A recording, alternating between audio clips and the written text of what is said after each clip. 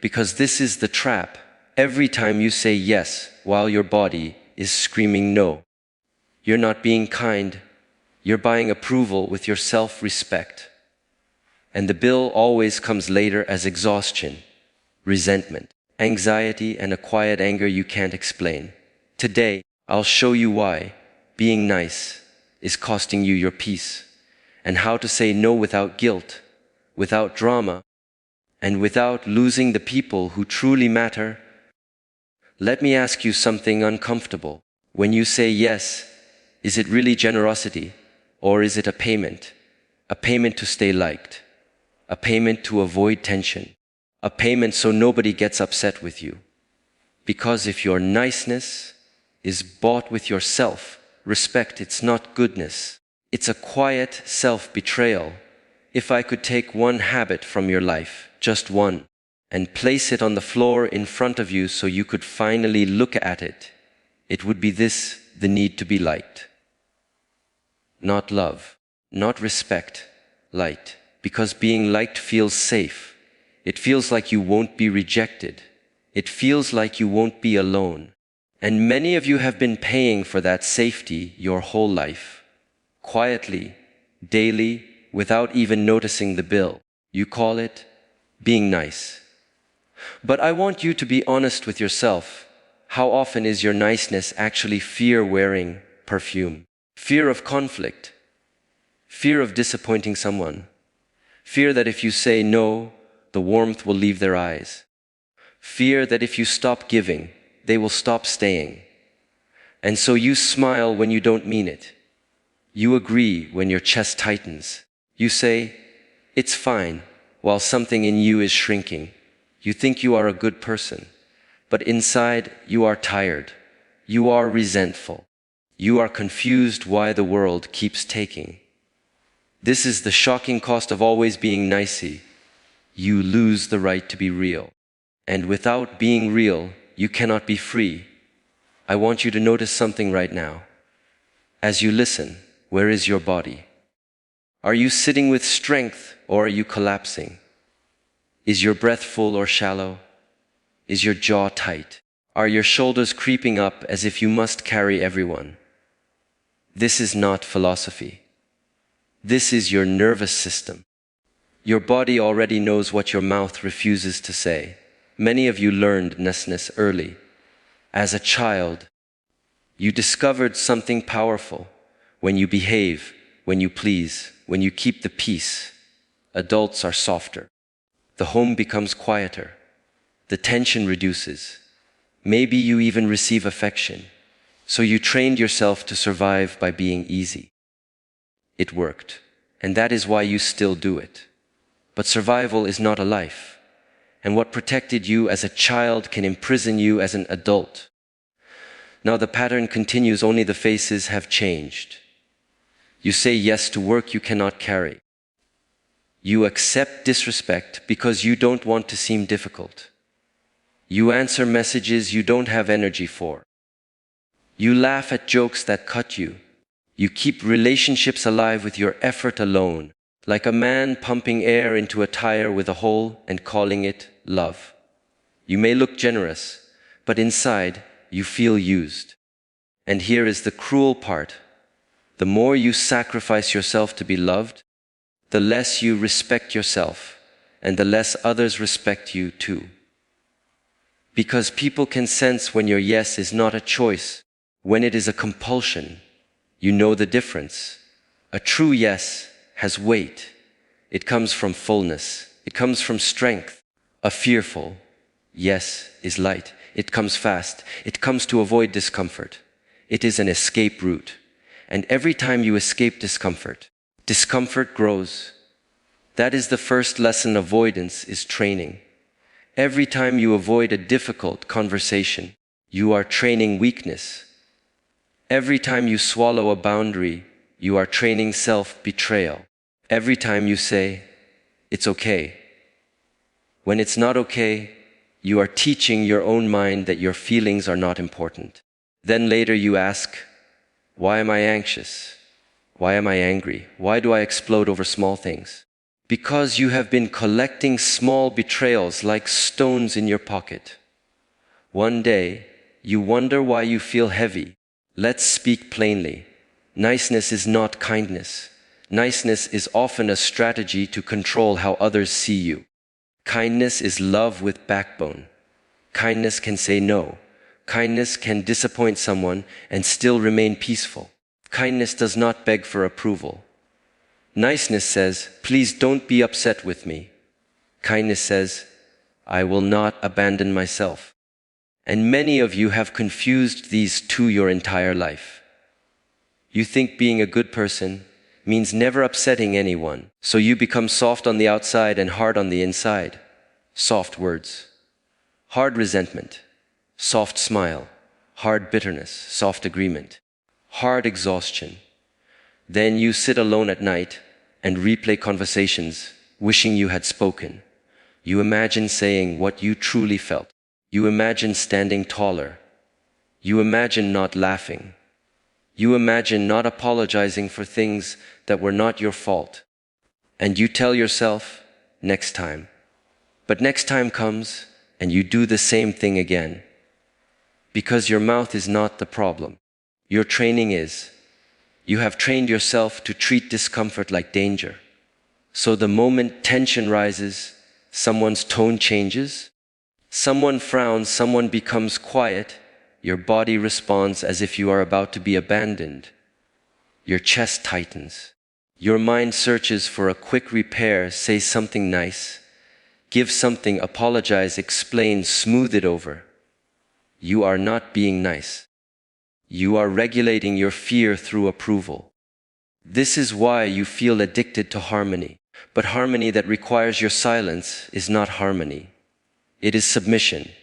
And submission builds anger. And anger, when suppressed, leaks. It leaks into sarcasm. It leaks into passive aggression. It leaks into coldness.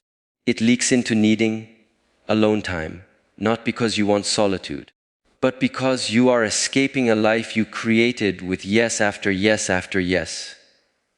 If this is touching something in you, don't rush away from it. Stay. Because this is where your power returns the moment you stop pretending. Now, some of you will say, but if I stop being nice, I will become selfish. That is the lie that keeps you small. There is a difference between selfishness and self-respect. Selfishness says, only I matter. Self-respect says, I matter too.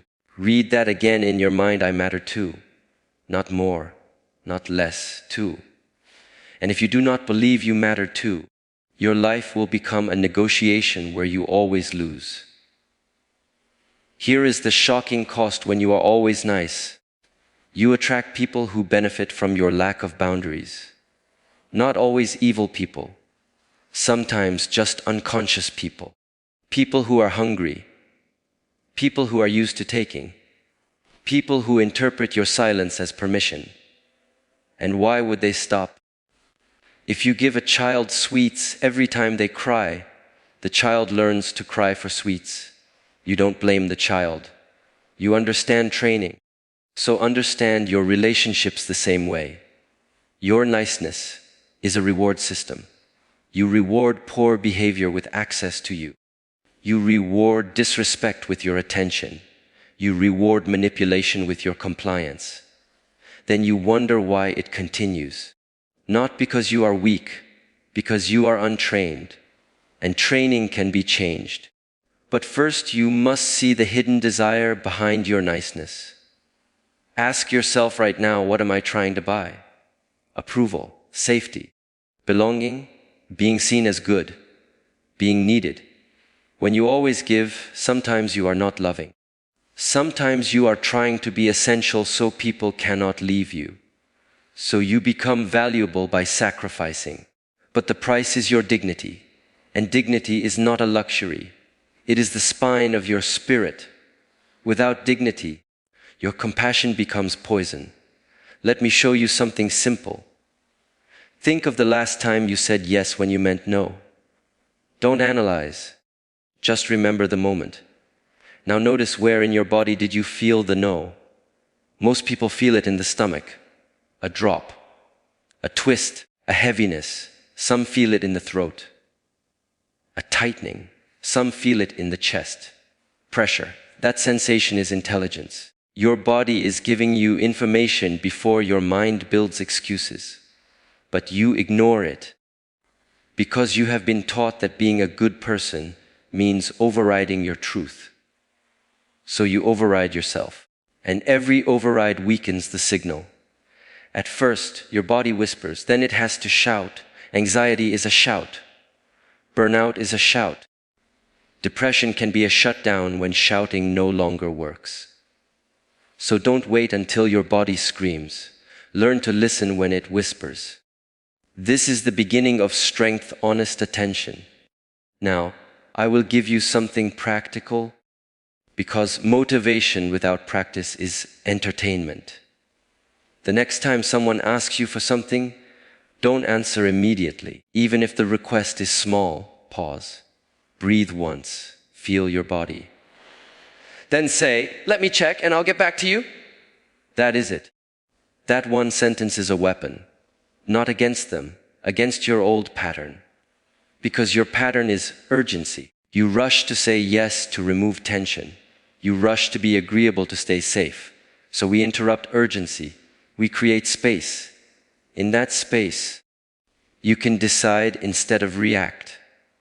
And when you decide, you begin to live like an adult, not like a frightened child trying to earn love. Some of you are thinking, but they'll be annoyed. Good, let them be annoyed. Your life is not a customer service desk. You are not here to keep everyone comfortable. You are here to be true.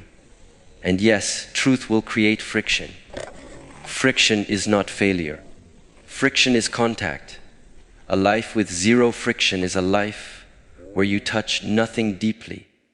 Now listen carefully. When you start changing, people will test you, not because they hate you, because the relationship has a shape. And when you change your shape, the relationship must adjust. Some people will adapt, some will resist, some will leave, and that is painful. But I would rather you feel clean pain than dirty comfort. Clean pain is the pain of growth. Dirty comfort is the comfort of self-betrayal. So when someone reacts to your boundary, don't panic. Don't rush to explain. Don't rush to prove you are still good. Your nervous system will scream, fix it! Fix it! And this is where you practice discipline. You breathe. You stay. You let the discomfort exist without making it your enemy. You tell yourself, I can survive someone being unhappy. Say that again internally, I can survive someone being unhappy. Because that is the fear behind your niceness. You believe their unhappiness will destroy you. It won't, but your constant self-abandonment will. Now, let's talk about the most dangerous form of niceness, the kind that looks humble. You say, it's okay, I don't need much. You say, whatever you want. You say, I'm fine with anything. You say, don't worry about me. And people think you are easygoing.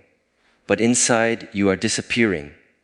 And the tragedy is, the world cannot love someone who is not there. Your partner cannot love your hidden needs. Your friends cannot respect a boundary you never speak. Your workplace cannot value a person who never names their worth. You are not being spiritual by having no preferences. You are being afraid. Spirituality is not self-erasure. It is self-mastery. And self-mastery requires a self. So we bring you back. We bring back your voice. Not the voice that attacks. The voice that stands. When you speak the truth with calm, you become dangerous in the best way. Not chaotic. Not aggressive. Grounded. Like a mountain. A mountain does not shout, stop pushing me. It simply is. And because it is, others adjust. This is the energy you must cultivate. Calm immovability. But how? Because right now, maybe you only know two modes, pleasing and exploding. You either keep the peace or you burn the house down. So we build the third mode, firm peace. Firm peace is the ability to say no without anger, to say, I understand what you want, and my answer is no, no apology, no essay, no justification, just truth. And here is the part your mind will resist. You do not need a strong reason to say no. Your life is not a courtroom. You don't need to present evidence for your boundary. You are allowed to say no because you are a human being with limited energy, time, and attention. But if you have been nice for a long time, saying no will feel like you are doing something wrong. Your heart will race. Your palms may sweat. You will think, I'm being rude. That is not rudeness. That is withdrawal. You are withdrawing from an addiction, the addiction to approval. Withdrawal feels uncomfortable, but it is healing. Now I want to show you another hidden cost. When you are always nice, you start resenting the very people you try to help. You do something good, and then you secretly demand gratitude. You give and then you watch. Did they notice? Did they say thank you? Do they appreciate me? If they don't, you feel offended, because the giving was not free. It was a trade. You were buying love, respect, belonging. So when you don't get paid, you feel cheated. This is why always being nice makes you bitter. It turns love into accounting. You keep score. And scorekeeping is the death of peace. True generosity is clean. It expects nothing. But clean generosity requires boundaries. Because if you cannot say no, your yes is not generosity, it's obligation. And obligation does not feel good to the giver or the receiver. So the goal is not to become cold. The goal is to become clear. Clear is warm. Clear is honest. Clear creates trust. Because people can feel when you mean what you say. The world is starving for people who mean what they say. Most people are polite, but not truthful. So relationships become confusing. Smiles hide knives. Agreements hide resentment. Kind words hide pressure. Then everyone feels unsafe, even in nice environments. So paradoxically, your niceness may be creating the very insecurity you are trying to avoid. Now, what happens when you stop? At first, you will feel guilt. Guilt is not always a sign you did something wrong. Sometimes guilt is a sign you violated your conditioning. You were conditioned to be useful, agreeable, and available. So when you are not, the old program sounds and alarms. Danger. You may lose love. So you feel guilt. Don't argue with it. Observe it. Just like you would observe a cloud passing through the sky. You are not the guilt. You are the one who can witness guilt. This distance is power. And slowly, as you practice, the guilt becomes quieter. Because your system learns. Why can say no and still be okay? But you must show it through repetition. One boundary is not a new identity. 100 boundaries become your new spine. Now, let's speak about what always being nice does to your self-image. You start building your identity around being the good one, the reliable one, the helper, the peacemaker. And that identity becomes a cage, because you can't change without feeling like you are betraying who you are.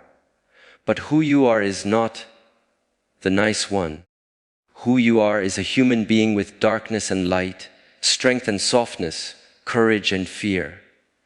If you only allow yourself one side, you become incomplete. And incomplete people suffer, because life will demand the parts you refuse to develop. Sometimes life demands a sword, not to harm, but to protect your time, to protect your family, to protect your health, to protect your purpose.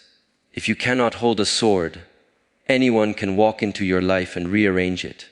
So we train the sword. And the sword is not aggression.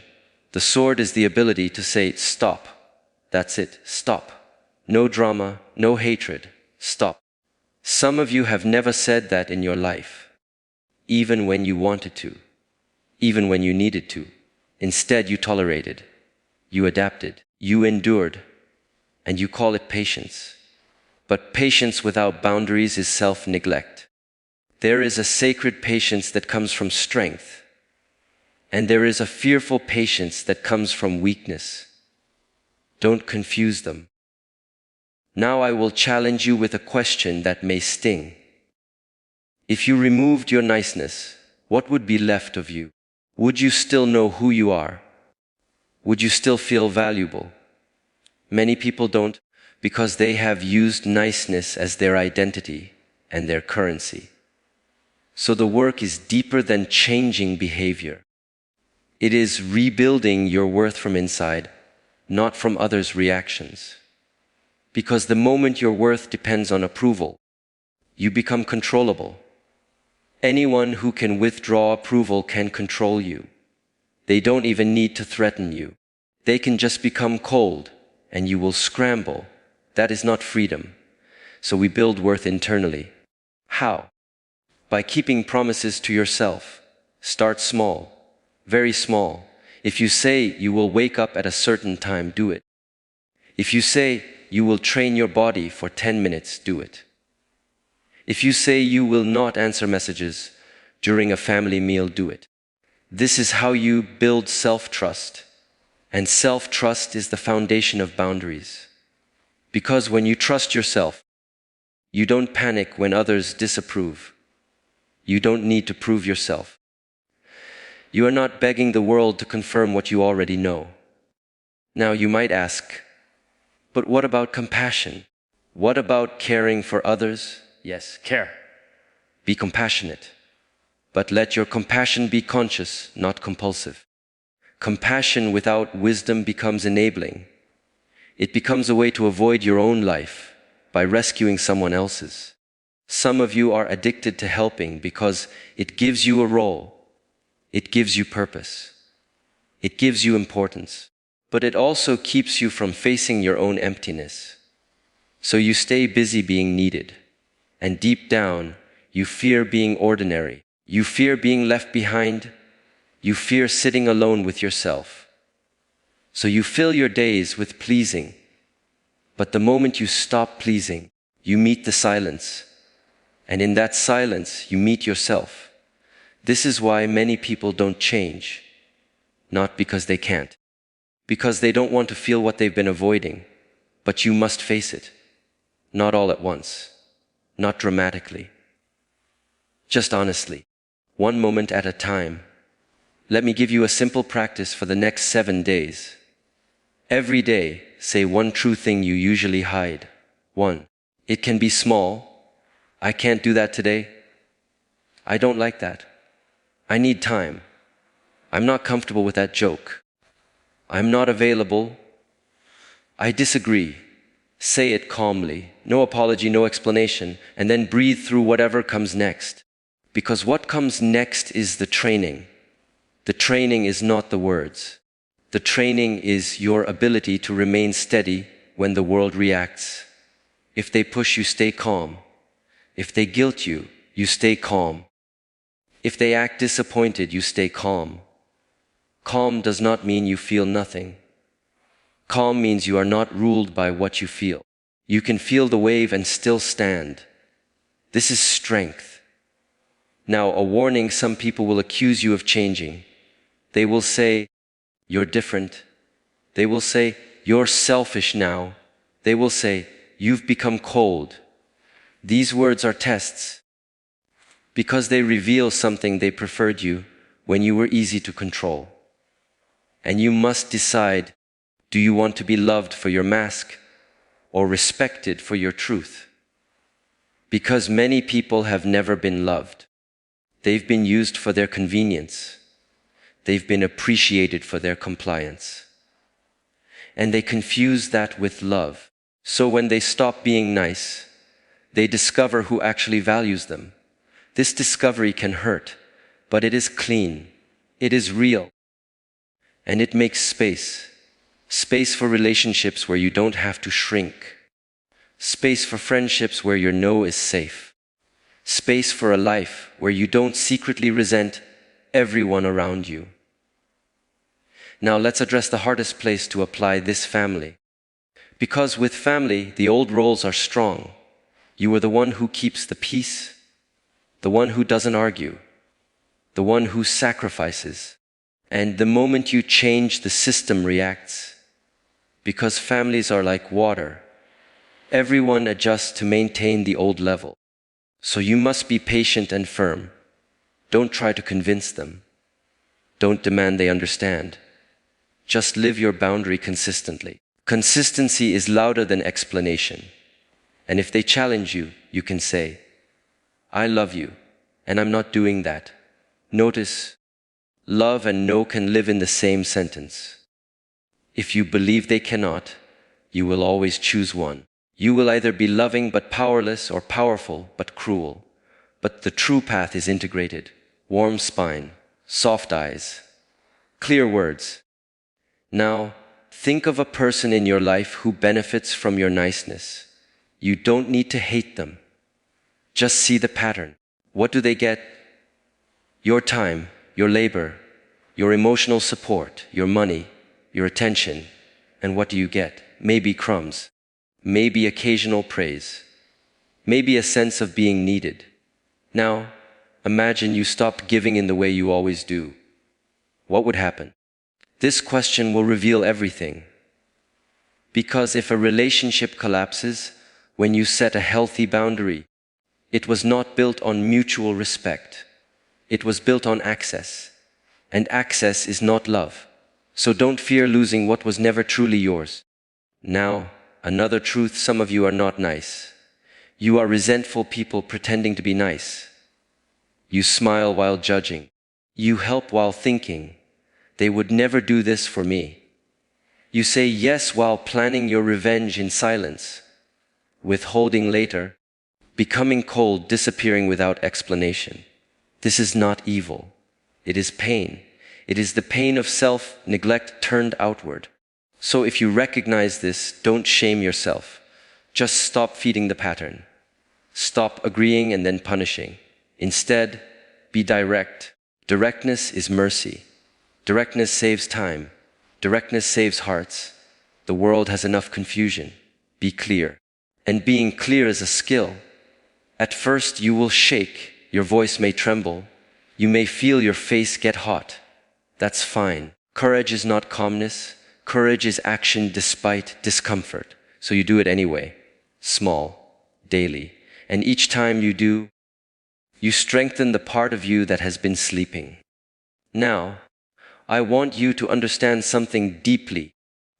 If you cannot tolerate being disliked, you will never do your true work in the world. Because your true path will offend someone. Your discipline will make lazy people uncomfortable. Your boundaries will trigger people who benefit from your weakness. Your honesty will expose the games others are playing. So if you demand universal approval, you will choose the safest version of your life. And the safest version is rarely the happiest. It is the most numb. So the question becomes, what are you willing to lose to become real? Are you willing to lose a little approval to gain self-respect? Are you willing to lose a few shallow relationships to gain deep peace? Are you willing to lose comfort to gain freedom? Because that is the trade. Now, don't misunderstand. I'm not telling you to become harsh. Harshness is usually just fear in armor. I'm telling you to become honest. Honest people can still be gentle, but their gentleness has strength behind it. Like a strong hand holding a child, not squeezing, not weak, just steady. This is what you must become: steady. And steadiness comes from training. So here is another practice. When you feel the impulse to apologize, pause. Ask, did I actually do something wrong? Many of you apologize as a reflex. You apologize for existing. You apologize for having needs. You apologize for asking questions. You apologize for taking space. Stop. If you did wrong, apologize cleanly. If you didn't, don't. Because every unnecessary apology is you lowering your value in your own eyes. and again your body remembers. Now, let's speak about the voice in your head that says, "But I don't want to hurt anyone." Beautiful. Keep that. But understand, you are already hurting people. When you say yes and resent them, you hurt them. When you hide your truth, you rob them of the chance to know you. When you pretend, you create a relationship with your mask, not with you. That is not kindness. That is deception dressed as politeness. Real love requires truth, because truth is what allows another person to adjust, to grow, to meet you. So by being honest, you may create short-term discomfort, but long-term trust. And long-term trust is rare. Now, think about your future. Imagine yourself 5 years from now if you continue being nice in the same way, same patterns, same yes, same silence. Where will your energy be? Where will your health be? Where will your marriage be? Your friendships, your work? How many opportunities will you miss because you were too busy pleasing? How many dreams will die quietly because you didn't want to disappoint someone? This is the real cost, not a dramatic moment. A slow erosion, a life of almost honest, almost free, almost alive. Now imagine another version. 5 years from now, you have trained boundaries. You can say no calmly. You don't rush to fix tension. You choose your commitments with intention. You give from fullness, not from fear. You don't need everyone to like you. You prefer respect over approval. How does that version of you stand? How do they breathe? How do they speak? This is not fantasy. This is training. And you begin today. One moment. One no, one true sentence. Now I will return to the beginning, the need to be liked. Where did it come from? Often it comes from a belief. If I am not pleasing, I am not lovable. So we correct the belief, not by repeating affirmations, but by building evidence. Evidence comes from action. Each time you set a boundary and you survive, you create evidence. I can be myself and still be okay. Each time you disappoint someone and the world doesn't end, you create evidence. Each time someone respects you more because you respected yourself, you create evidence. And slowly, the old belief weakens. This is how you free yourself, not by thinking differently for one day, but by living differently until your nervous system learns a new truth. Now let me ask you something that will cut through excuses. What are you currently tolerating that is costing you your self-respect? Not what you hate, what you tolerate. Because tolerance is the silent killer.